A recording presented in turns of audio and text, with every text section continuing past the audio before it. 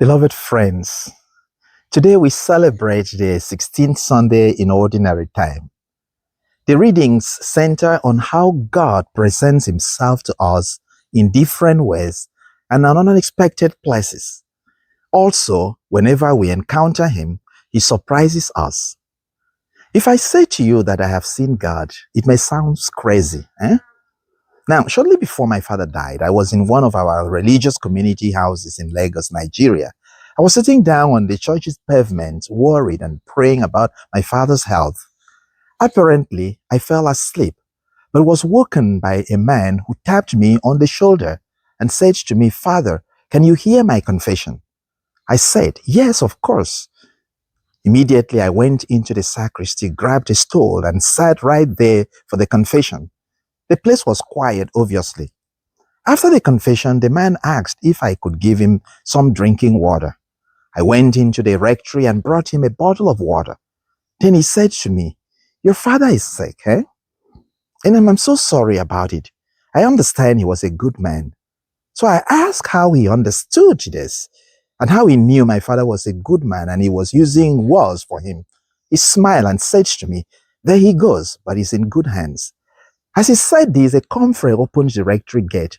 I got distracted by the comfrey, and then I paid attention to what he was saying, and by the time I turned, the man had gone, and the water I gave to him was sitting on the pavement. He didn't drink it.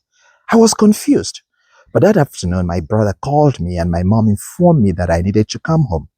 Although she did not say that my father had passed, I had the feeling that he had died, and I was not wrong when I got home. Beloved friends, the first reading from the book of Genesis chapter 18 tells the story of God appearing to Abraham in form of three ordinary visitors. Abraham's interaction with them does not call for any suspicion, but he is eager to serve them food and water. And the strangers are glad to receive the food from Abraham.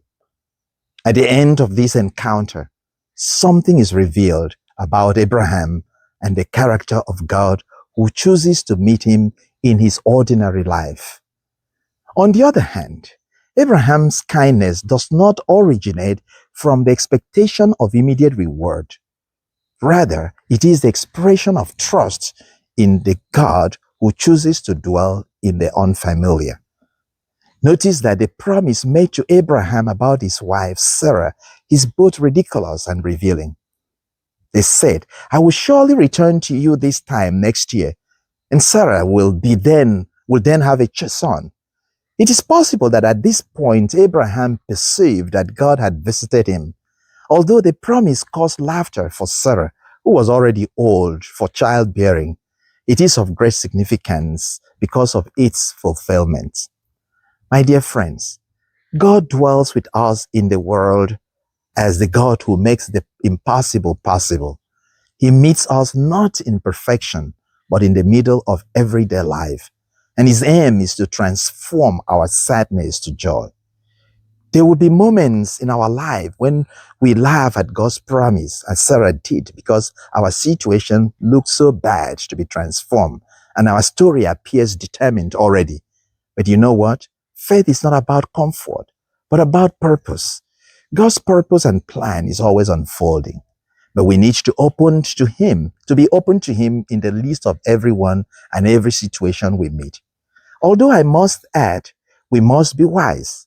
And as we say in Nigeria, shine your eyes, lest the devil take advantage of you through people and false prophets who claim to be God's messengers. Writing on this about faith and reason, St. John Paul II asserted that faith and reason are like two wings on which the human spirit rises to the contemplation of truth. The truth is this: God continues to show up in human form, in the stranger we receive, in the promise we believe in the Spirit who dwells within us. But we must let our faith seek some level of understanding. Unfortunately, we often think we can impress God by what we do, and so we replace our opportunity of encounter with activity. In the gospel reading from Luke's Gospel, chapter 10, Martha is busy serving while her sister Mary sits at Jesus' feet listening to him. When Martha complains about Mary not helping, Jesus rebukes Martha for being worried over so many things. The issue here is not about serving, but disposition. Martha's activity drives her to tell Jesus what to say to Mary, while Mary is listening to what Jesus has to say to her. I have many excellent and active and dynamic parishioners without whom our parish would not carry out her vision. And we really need them. But perhaps Jesus is saying today that there is need for a balance between service and attentiveness to God's way and God's purpose. The problem with obsessive serving is arrogance and self-righteousness, which often leads to a we or I and them dichotomy. In a culture of busy schedules and deadlines and taking care of our family, we often think we are as valuable as our work, or that God hears us only when we work hard for the church or pay more money. But if I tell you that you are valued not for what you do or how well you do it, but for who you are and before God, how would you feel? Abraham seems to teach us a great lesson that serving is as important as listening to God. He served the strangers, sat with them, and listened to their stories. Thus, he was able to hear and follow God's promise and purpose. My dear friends, today Jesus invites us to know him, love him, and serve him. He wants us to be stilled in his presence and know that he loves us and values us, not for how much we give or serve, but how faithful we stay and trust in his loving grace.